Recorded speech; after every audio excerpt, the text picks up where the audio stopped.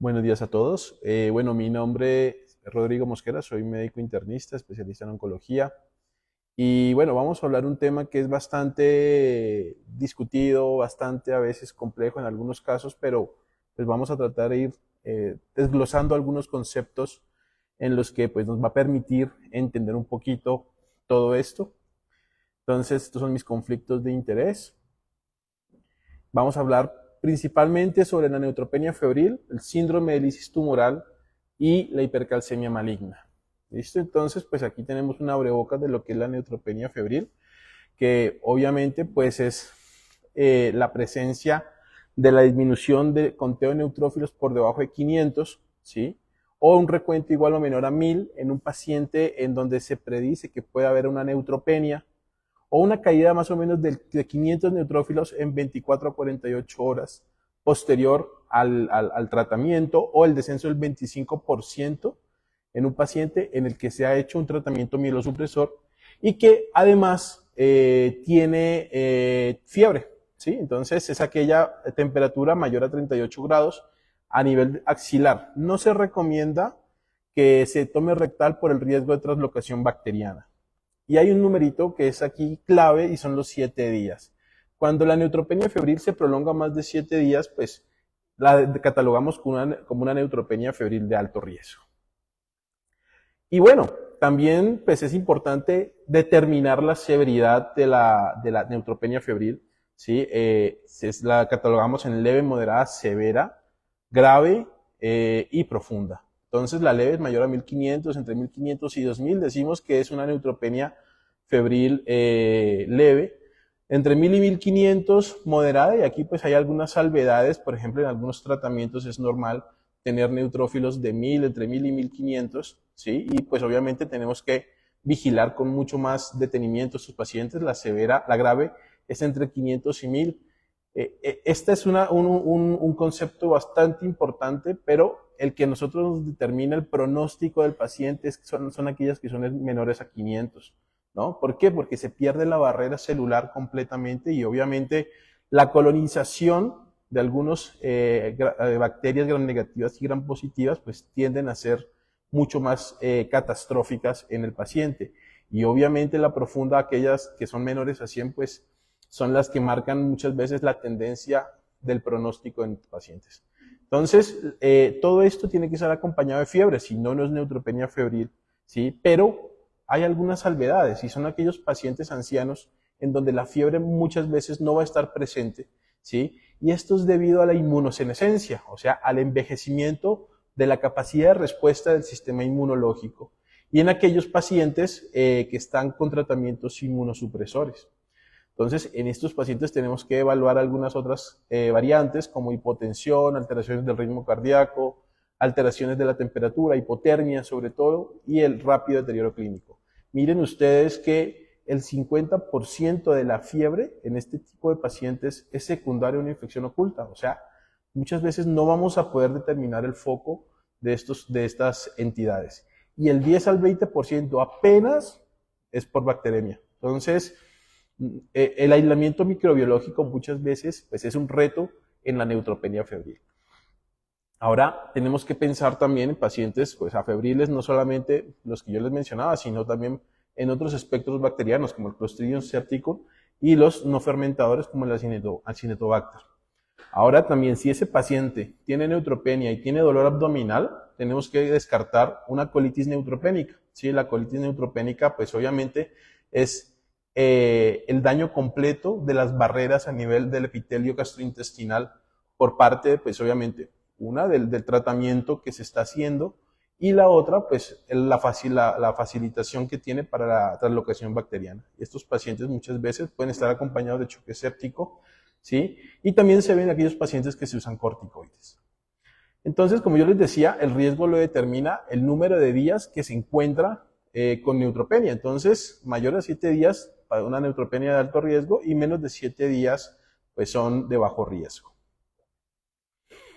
¿Y a qué puede corresponder la fiebre? Miren ustedes que las infecciones documentadas microbiológicamente con aislamiento microbiológico comprenden un 13 a un 35%, ¿sí? Y de ese 3 a 35%, el 10 al 30% pueden ser bacterias. Entonces, es bajísimo la probabilidad de que nosotros podamos tener un aislamiento microbiológico en estos pacientes. Ahora, infecciones definidas clínicamente sin documentación microbiológica entre el 6 y 35%, y el resto tendríamos que atribuirlas a una fiebre de origen desconocido. Entonces, un 33-80%.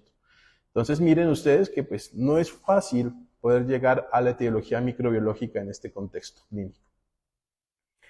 Ahora, de todos esos aislamientos microbiológicos, ¿cuál es la que más preponderancia tiene? Y es la Pseudomonas aeruginosa, ¿sí? Entre un 45 y 75%. ¿Y por qué la Pseudomonas aeruginosa es el primer patógeno que tenemos que cubrir? Porque en un paciente que tiene neutropenia febril o neutropénico, ya de base pierde la barrera celular contra principalmente los gram negativos y en especial las pseudomonas.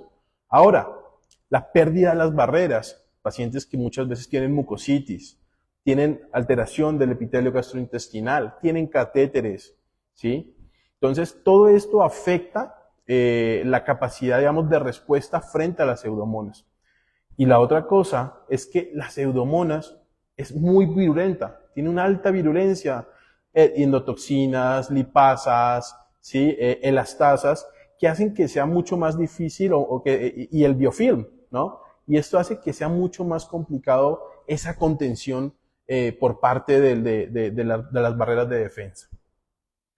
Las enterobacterias, entre un 18 versus un 5% de gram positivos, ¿sí? 24 a 49% de los estafilococos coagulasa negativos, ¿sí? 8 a 12% pueden ser polimicrobianas, puede ser, y el 3% por infecciones por cepas meticilino resistentes. Cabe aclarar que es importante conocer la epidemiología local del hospital para poder determinar, pero en la mayoría de estos, pues la Pseudomonas aeruginosa pues, viene siendo la reina. Y para poder determinar, pues han estudiado múltiples escalas para determinar el riesgo, ¿sí? Una de ellas es la escala de Mask, ¿sí? La escala de Mask es un score que nosotros utilizamos muchas veces en donde tomamos variantes clínicas, antecedentes de infecciones previas que están asociadas a la neutropenia febril. Y obviamente, pues, nos determina el puntaje. El puntaje, aquellas que son más de 21 puntos, es una neutropenia febril de bajo riesgo, o sea, que tiene menos probabilidad de complicaciones en los próximos 7 días. Y aquellas de 15, menores de 15 puntos, pues el riesgo aumenta casi a un 36% de complicaciones en los próximos 7 días. Entonces, y las complicaciones en estos pacientes, choque séptico, muerte, falla multiorgánica. Esta otro score, el score de CISNEP, es un score que realmente sí está validado para la interpretación de la neutropenia febril. Miren que tiene variables como el ECOG. El ECOG es el estado funcional del paciente oncológico, le dan 2 puntos. La hiperglucemia por estrés. Acuérdense que la hiperglucemia en pacientes infectados, pues, altera todas las barreras naturales, pues, que tiene el cuerpo para tratar de defenderse de la actividad patógena. Los pacientes hipocosos por la hipoxemia, la enfermedad cardiovascular crónica, la hipoperfusión crónica, las mucositis, ¿sí? Que a veces nosotros con la misma quimioterapia o radioterapia inducimos, ¿sí? Y los monocitos. Para mí es importantísimo el comportamiento de los monocitos porque es que el monocito me determina cuándo esa médula empieza a funcionar. Entonces, la primera célula que empieza a circular después de una aplasia medular son los monocitos.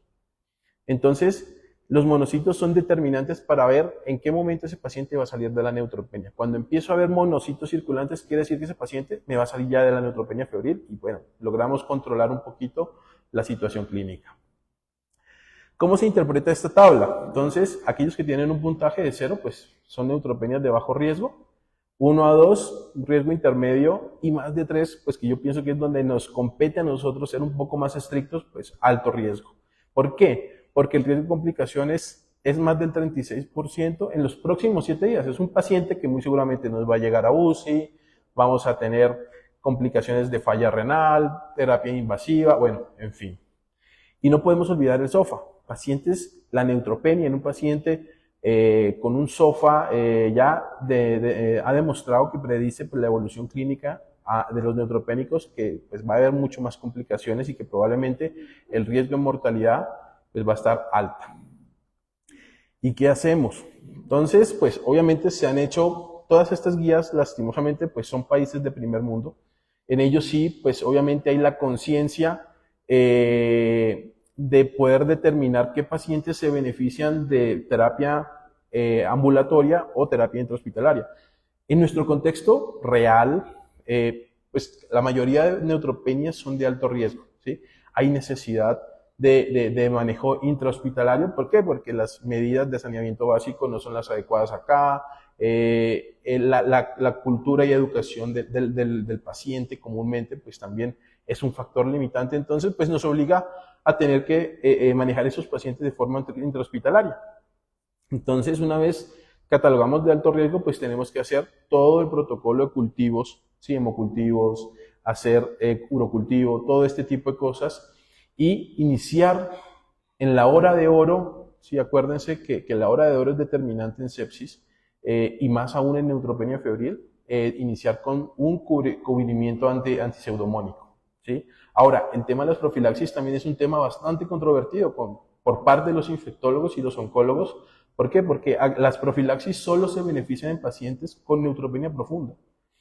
Y aquellos pacientes que tienen menos de 100 neutrófilos, ¿sí? O que la neutropenia tiene más de 7 días. Entonces, entre los antifúngicos están los azoles, ¿sí? Las equinocandinas y los antivirales, el aciclovir.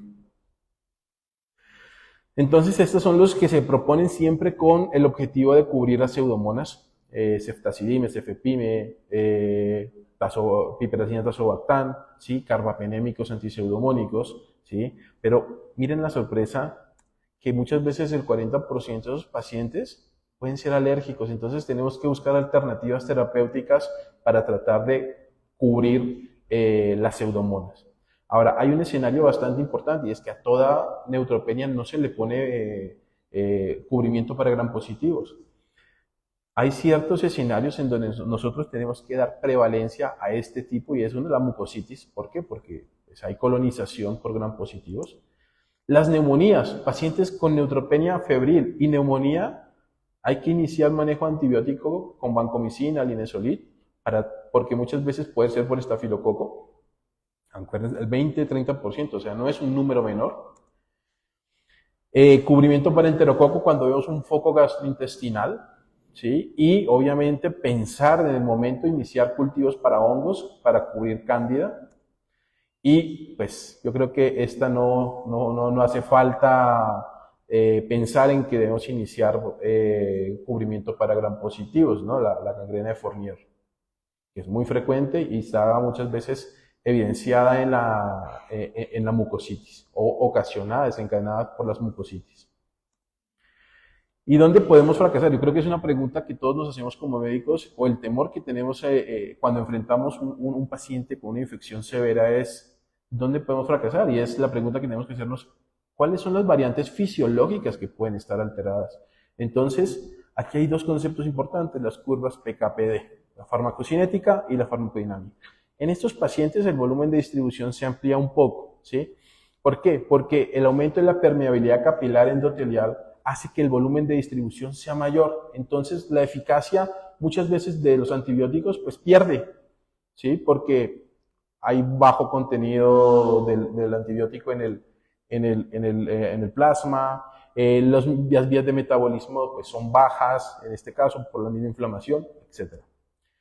La hipoalbuminemia, acordémonos que muchas veces sus pacientes ya vienen golpeados nutricionalmente por la misma enfermedad tumoral, por el mismo tratamiento que nosotros hacemos, y eso pues obviamente aumenta también la distribución de los mismos.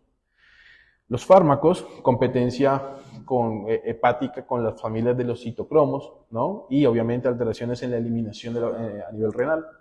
Y pues obviamente el aumento del aclaramiento renal por el aumento de la permeabilidad capilar. Entonces, ¿cómo debemos manejar esto? Entonces yo siempre molesto que los tiempos de infusión son determinantes para tratar de limitar un poco lo que es la resistencia bacteriana. Y es que en pacientes con neutropenia febril, ya conociendo lo anterior, pues los metalactámicos se recomiendan, sobre todo lo que es cefepime y piperazina tazobactam, pasarlo en infusión de 4 horas por cada dosis. Y los carbapenémicos en infusión de 3 horas por cada dosis. Ahora la vancomicina, la dosis de carga, es determinante en estos pacientes porque no siempre todos van a tener niveles valle en la cuarta dosis, pues, y tenemos que hacer modificación de la dosis en estos casos. Por eso muchas veces no es suficiente empezar con 25 miligramos, sino con 40 miligramos por kilo de carga, y entre otros, pues.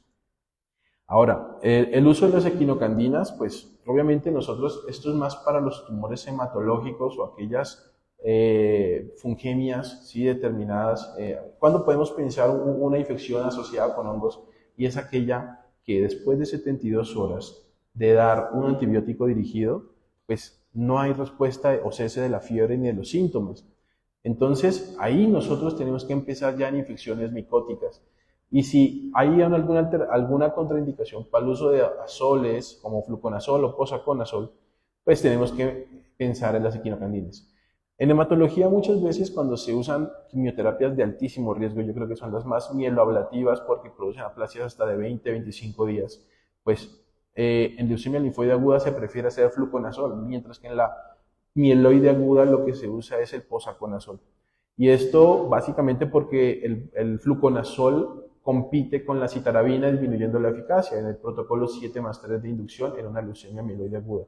Entonces, algunos escenarios para usar equinocandinas, pues cuando hay una transaminitis por los mismos azoles, cuando hay una mucositis, ¿sí? Y cuando usamos estos medicamentos, vincristina, gitertinib, enadicininib, ivosidenib y vendoclax. ¿Por qué? Porque son inhibidores de tirosinquinasa. Y los inhibidores de tirosinquinasa compiten con los citocromos P450 y 4-AEY. Y yo creo que todos estábamos esperando en qué momento usamos los biosimilares, ¿sí? Que muchas veces es nuestra piedra angular. Y ojo, los biosimilares solo se usan cuando tenemos neutropenias de alto riesgo o sobrepasan los 7 días. Entonces yo les quería traer, miren estos números, estos gráficos tan interesantes de cómo impacta el uso de los biosimilares en los pacientes con neutropenia febril. Miren que disminuye en un 51% la duración de la neutropenia, disminuye un 33% los días de hospitalización, disminuye en un 38% la duración de la fiebre, disminuye en un 32% las infecciones pues, documentadas. El ingreso a UCI y la mortalidad lo disminuye en un 45%, que esos son números grandes. Entonces, en estos pacientes el beneficio es consistente y contundente. Pero ojo, que estos que tenemos también que conocer, pues no es gratis todo esto, ¿sí? Y obviamente pues tenemos el riesgo de pues, dolor óseo, es el efecto adverso más frecuente. La ruptura del vaso puede pasar, ahí es esplenomegalia y ruptura del vaso es rara. Puede haber un SDRA asociado a los biosimilares, entre otras, pero pues son las más comunes. Entonces, siempre lo que se aconseja es que cada caso de neutropenia debe individualizarse y evaluar realmente la necesidad del uso de biosimilares. Acuérdense que el único biosimilar que nos sirve en la neutropenia febril es el filgrastim, ¿sí? Es el único. El pegfilgrastim nosotros lo usamos más como prevención, ¿sí?, en aquellos pacientes que hacemos protocolos mieloablativos. Bueno, eso con respecto a neutropenia febril. Vamos a continuar con lisis tumoral. Yo creo que también esta diapositiva lo dice todo. La lisis tumoral es la destrucción de la célula neoplásica posterior al tratamiento de quimioterapia, ¿sí? Y obviamente la liberación pues, de todos sus componentes intravasmáticos pues, son los encargados de generar toda esta entidad patológica. Vamos a ver hipercalemia. ¿Por qué? Porque pues, el potasio es el ion más prevalente a nivel intracelular. Vamos a ver hiperfosfatemia, ¿sí? El fósforo se une al calcio y produce hipocalcemia. Entonces, ¿por qué se forman fosfato de calcio? Y pues obviamente, pues el que más nos importa en estos casos para poder determinar es el ácido úrico. ¿Y qué es entonces el lisis tumoral? Es una alteración metabólica secundaria a la liberación de productos intracelulares de la célula tumoral, básicamente, ¿sí? Y que obviamente, pues todo esto va a producir una disfunción multiorgánica. La incidencia pues está asociada básicamente al tipo de neoplasia que tiene el paciente. Acuérdense que pues lo que uno más mira en lisis tumoral es en los tumores hematológicos, sobre todo en aquellos tumores de alta carga tumoral o que son muy agresivos. Dentro de los linfomas, los que se consideran agresivos es el linfoma de células B difuso, el linfoma de Burkitt y el linfoma de Mann. Estos son los que más tienen incidencia de lisis tumoral y obviamente pues los distintos tipos de leucemias con alta carga tumoral o con algunas mutaciones determinantes como en leucemia mieloide aguda, el FLTT3.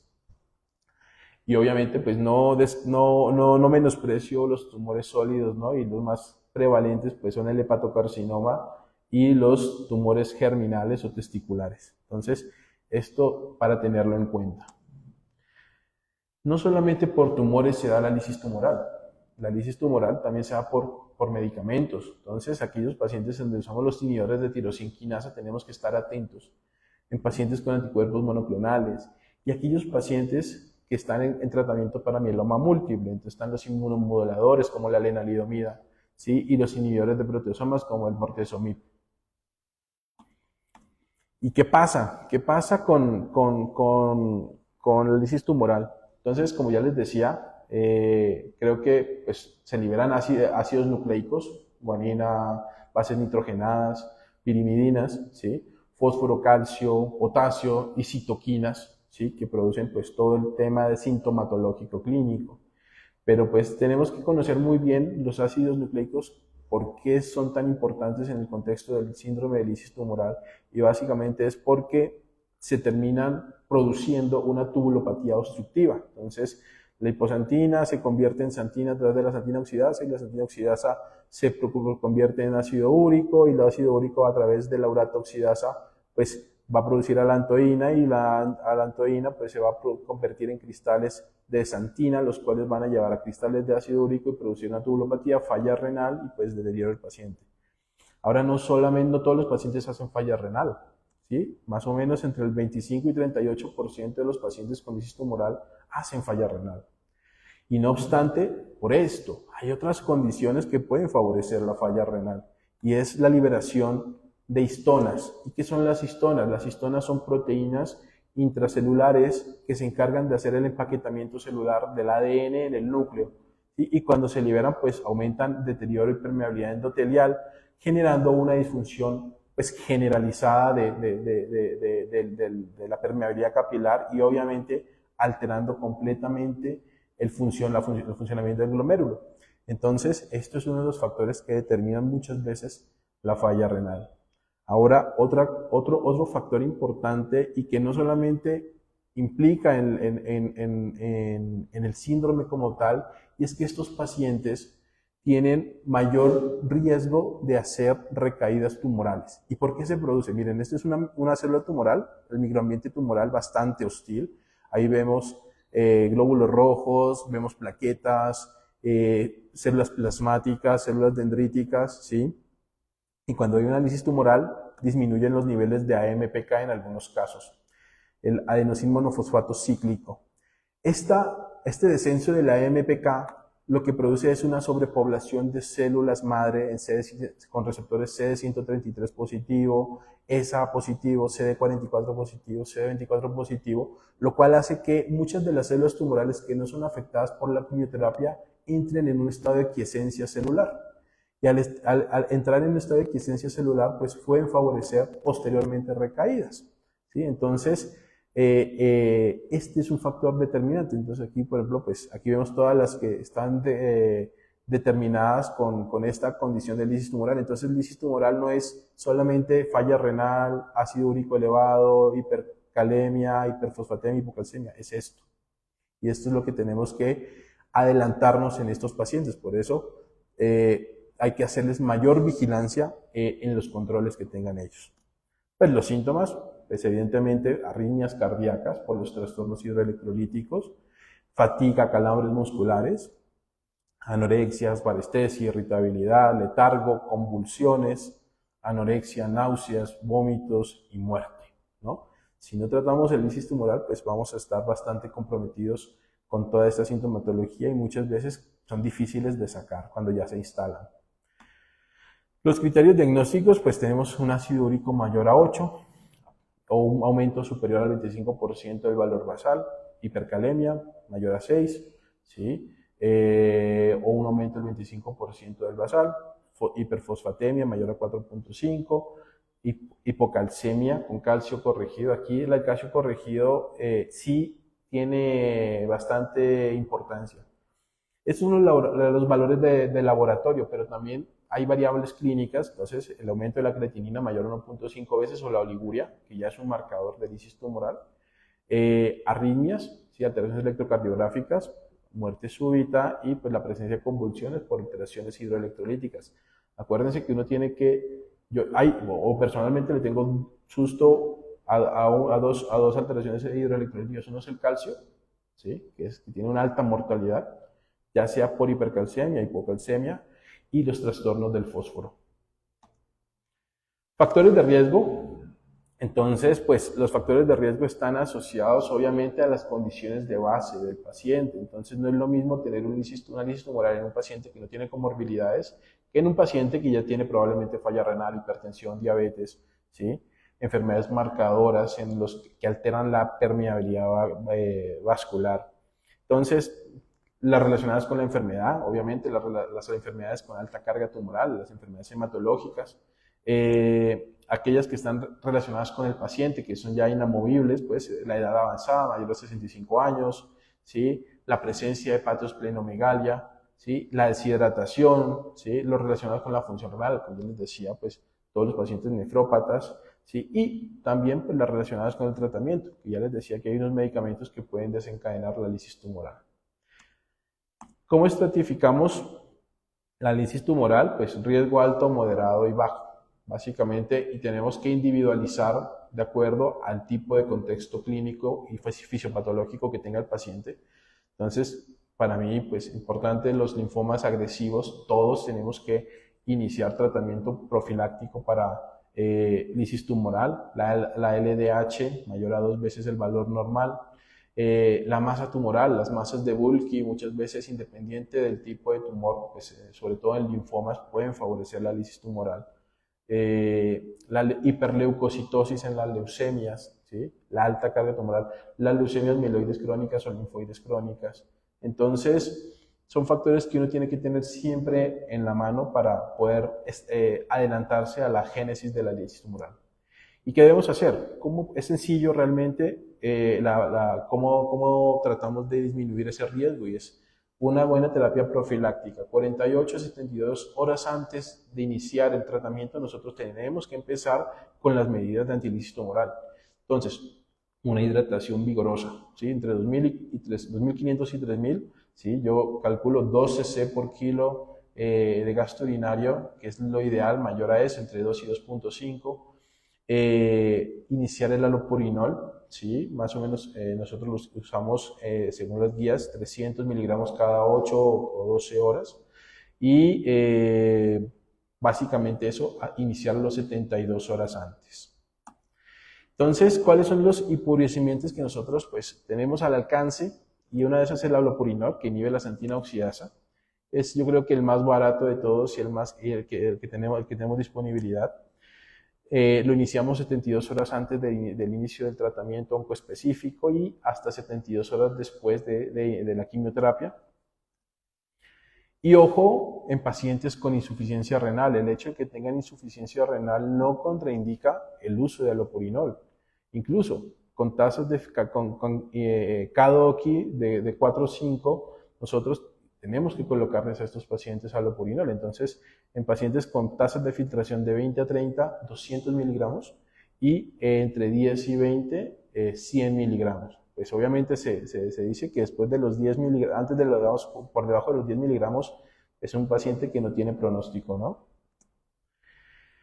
Entonces lo que tenemos que prevenir con el alopurinol es la hipersantinuria, porque produce la tubulopatía.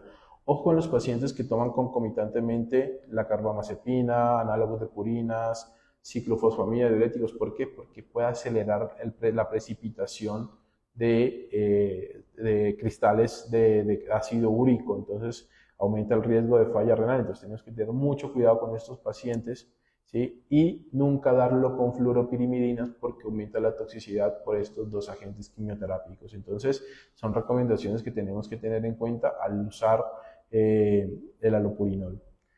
La otra que tenemos es la rasburicasa, lastimosamente no la tenemos disponible en nuestro medio, pues es un excelente hipoglucemiante, es una forma no recombinante de la uratoxidasa, o sea, actúa al final del ciclo de los ácidos nucleicos, inhibiendo la transformación del ácido úrico en alantoína. ¿Qué es la ventaja bonita de esto? Pues, y es que en 4 horas nosotros tenemos resolución de la hiperuricemia, ¿sí? Pero pues no se ha demostrado pues que puede impactar en la mortalidad, es la comodidad de nosotros poder iniciar rápidamente un tratamiento oncoespecífico. Pues su empleo se asocia con una reducción significativa de los requerimientos de terapia de reemplazo renal, ¿sí? Cuando se compara con el alopurinol. Y pues obviamente las dosis dependen básicamente del riesgo que estemos enfrentando en este tipo de pacientes. Si es un paciente que tiene un alto riesgo de ilícito moral o un riesgo intermedio. Y pues nunca darlo con déficit de glucosa 6-fosfato porque pues no actúa. Entonces es importante. Entonces miren, un crossfire entre el alopurinol y rasburicasa, pues evidentemente pues la vía de administración en el alopurinol puede ser oral e intravenosa. Nosotros pues acá tenemos la vía oral. Y la rasburicasa pues sí es intravenosa, el mecanismo de acción que pues inhibe ¿qué pasó? La santina oxidasa. Y la otra transforma el ácido úrico en alantoína. El inicio, el efecto de la alopurinol, aquí es donde nosotros pataleamos un poco con el alopurinol, se demora 48 horas a 72 horas, y la otra la tenemos 19, en 4 horas nosotros pues actuando. Dura 2 horas la biodisponibilidad, mientras 19 horas de la rasburicasa. Y pues no es necesario el ajuste de dosis en la rasburicasa y en el alopurinol sí cuando hay falla renal. Bueno, en cuanto a la evidencia, pues aquí vemos que en estos estudios pues hay un estudio prospectivo multicéntrico fase 4 en donde el tratamiento con rasburicasa comparado con el grupo histórico de alopurinol pues mostró una disminución mucho más rápida de los niveles de ácido úrico, 4 horas versus 61 horas con alopurinol, ¿sí? Entonces, pues obviamente en estos pacientes pues tienen mayor riesgo de falla renal en los pacientes que usan alopurinol. Y este otro, pues un estudio multicéntrico randomizado, mostró una disminución más pronunciada de la UC en 128 más o menos 70 miligramos en versus 129, 329 a 129 miligramos con respecto de rasburicasa versus alopurinol.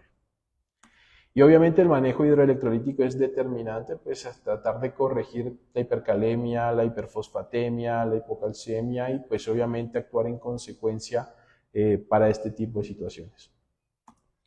Bueno, continuando con el contenido, pues vamos a hablar un poquito sobre hipercalcemia maligna y pues la hipercalcemia maligna pues básicamente es la elevación del calcio cuando hay metástasis en pacientes con enfermedades neoplásicas, ¿sí? Y obviamente afecta más o menos entre el 2 y el 30% de los pacientes con cáncer, ¿sí? Lo cual el hecho de tener hipercalcemia maligna aumenta la tasa de mortalidad y complicaciones asociadas. Tenemos que determinar la severidad, si es una hipercalcemia leve entre 10.5 y 12, la moderada entre 12 y 14 y la severa mayor a 14. Y nosotros tenemos que ser mucho más rápidos en el diagnóstico y en la intervención de las hipercalcemias severas, que ya vamos a hablar un poquito sobre esto, pero la fisiopatología se determina básicamente porque aumenta la producción de hormonas de péptidos similar a la PTH por parte de las lesiones tumorales y eso hace que los niveles de calcio se aumenten. Entonces, ¿qué es lo que se recomienda? Pues, ¿cuáles son los pilares fundamentales del tratamiento inicial? Y pues, en adultos con hipercalcemia, pues, lo más importante en estos pacientes es tener una buena hidratación, ¿sí? Tener un buen gasto urinario, tener un riñón hiperfuncionante, combinar el uso de bifosfonatos, ¿sí? U ojalá dentro de las posibilidades del denosumab. Obviamente, miren esto, que la combinación de bifosfonatos con hidratación mostró una resolución casi del 61.3% versus un 27.5% cuando usamos solamente hidratación. Y obviamente el objetivo pues es llegar a la normocalcemia. Miren, pues yo les traía esta gráfica que me pareció bastante interesante. ¿Por qué nosotros debemos usar el denosumab?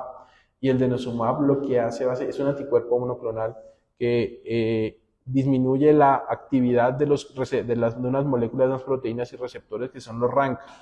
Los RANK hace que el osteoclasto produzca aumento de la resorción ósea y así aumentan los niveles de calcio a nivel sérico. Entonces, inhibe la producción de RANK y la captación de los RANK por el osteoclasto. El manejo de la hipercalcemia severa, como ya les decía, tenemos que ser muy rápidos porque la hipercalcemia severa puede matar en horas al paciente.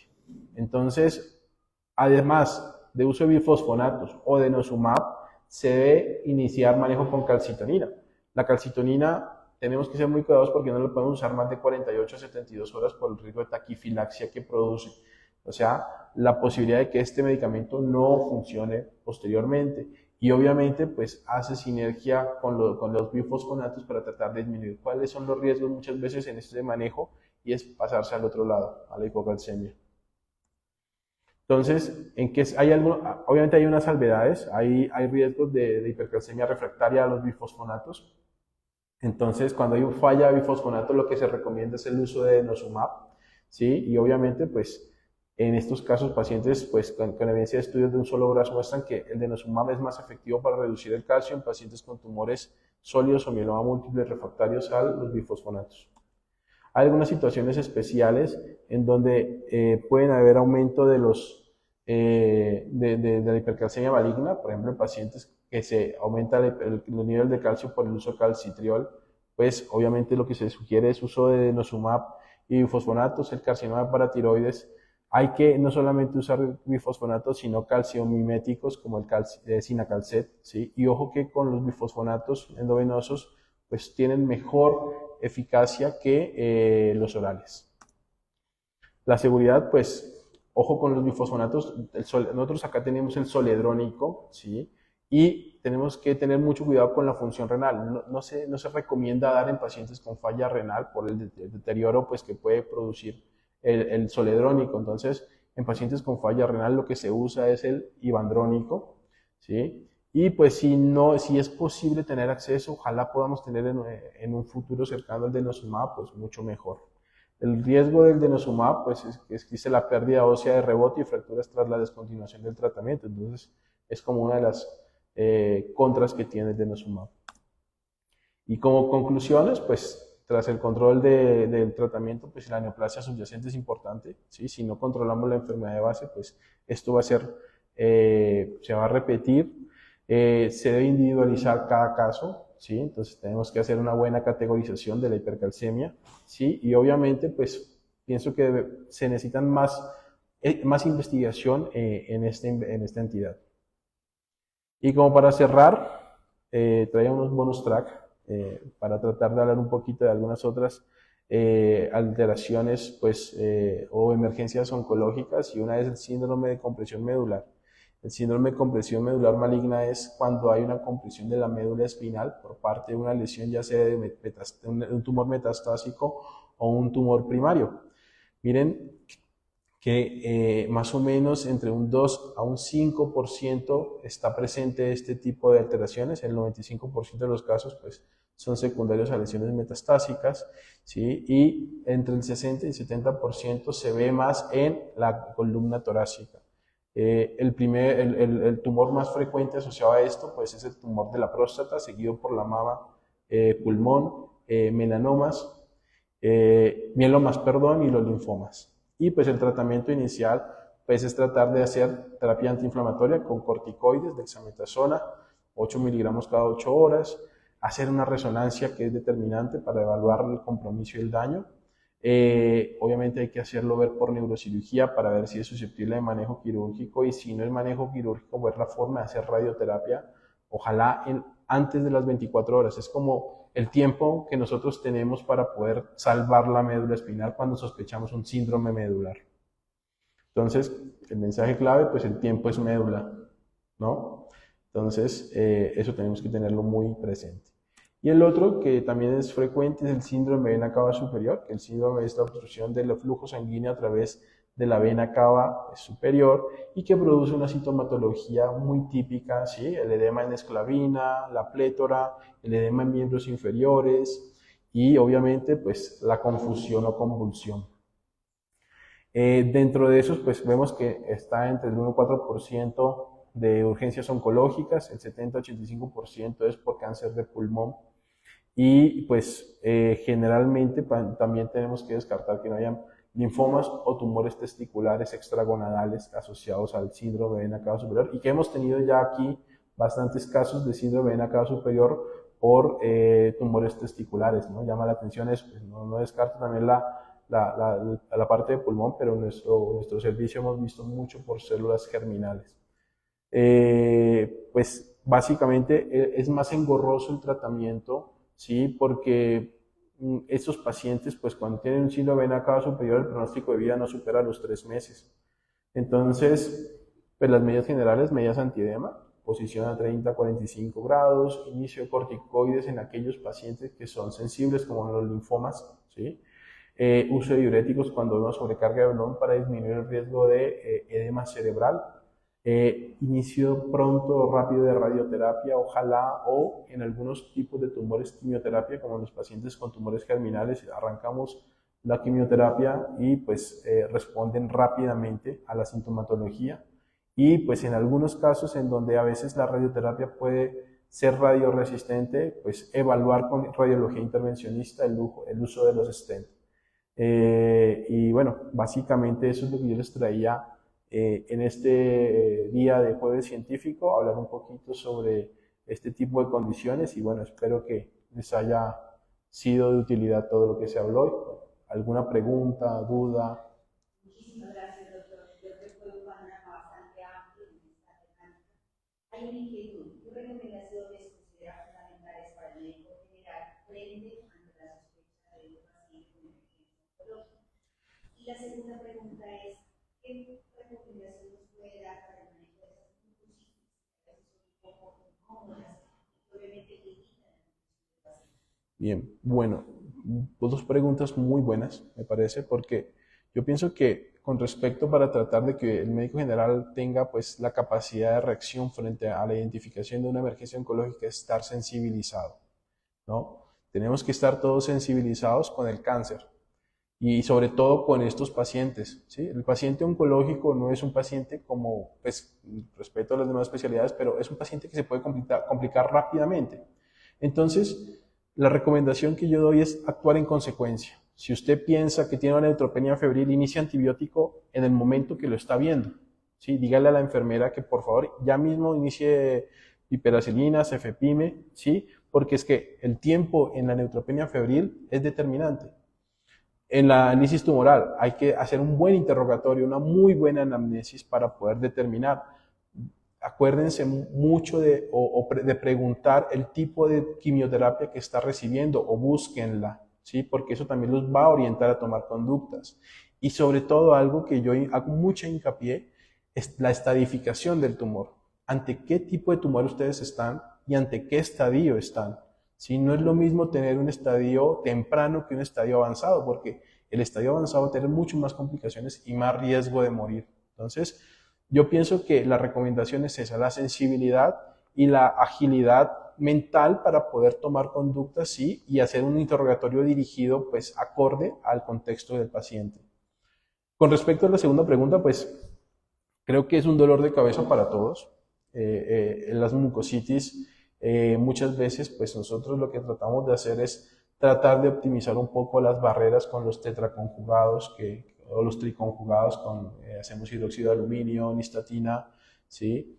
Y clorfenidamina para tratar de disminuir ese riesgo, digamos, de translocación bacteriana o de translocación y el uso de antibióticos, ¿no? El uso de inicio de manejo antibiótico para gram positivos, ¿sí? Es determinante en el manejo de la mucositis, ¿sí? Y pues esperar, ¿sí? O sea, esperar que vaya respondiendo poco a poco el paciente, porque pues no es de la noche a la mañana que vamos a poder resolver el tema de la mucositis. Muchísimas gracias.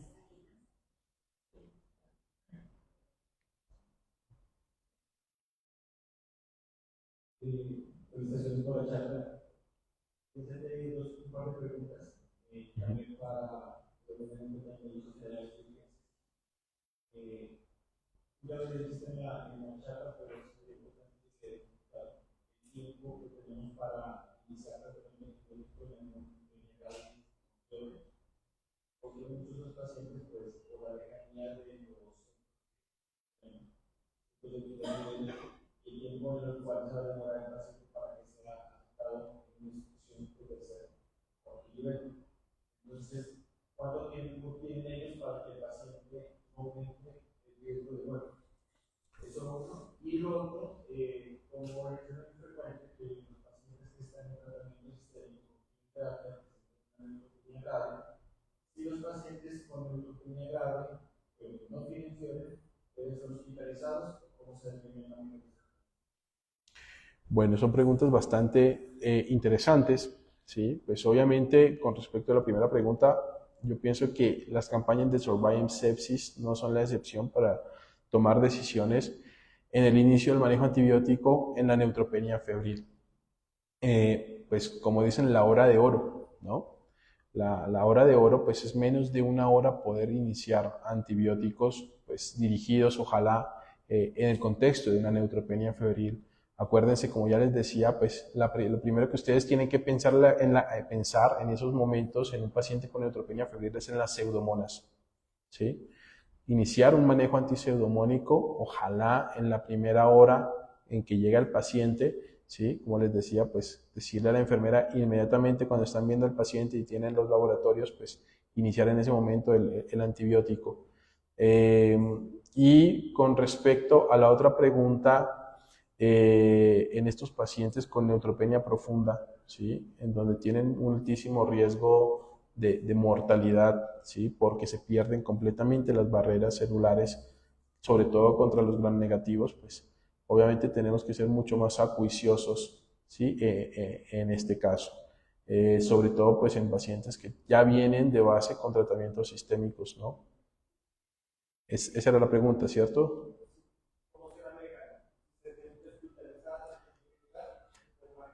Se debe hospitalizar, obviamente, ¿sí? Con todas las medidas. Estos pacientes exigen un cuidado mucho mayor que el resto de pacientes porque son pacientes que ustedes los pueden ver bien cuando pasan a verlos y a los 3 minutos está choqueado, está con requerimiento de soporte ventilatorio vasoactivo.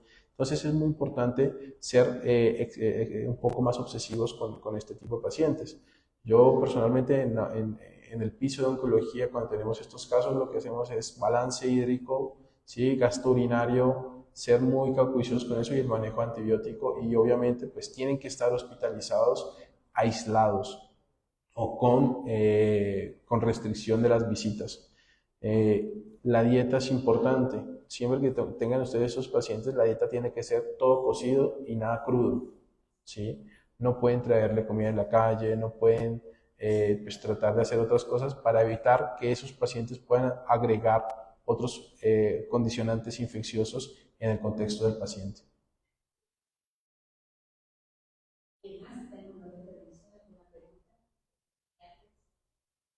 Muchísimas gracias. Qué generoso su tiempo con nosotros y por esa temática tan relevante para nosotros. Muchísimas gracias.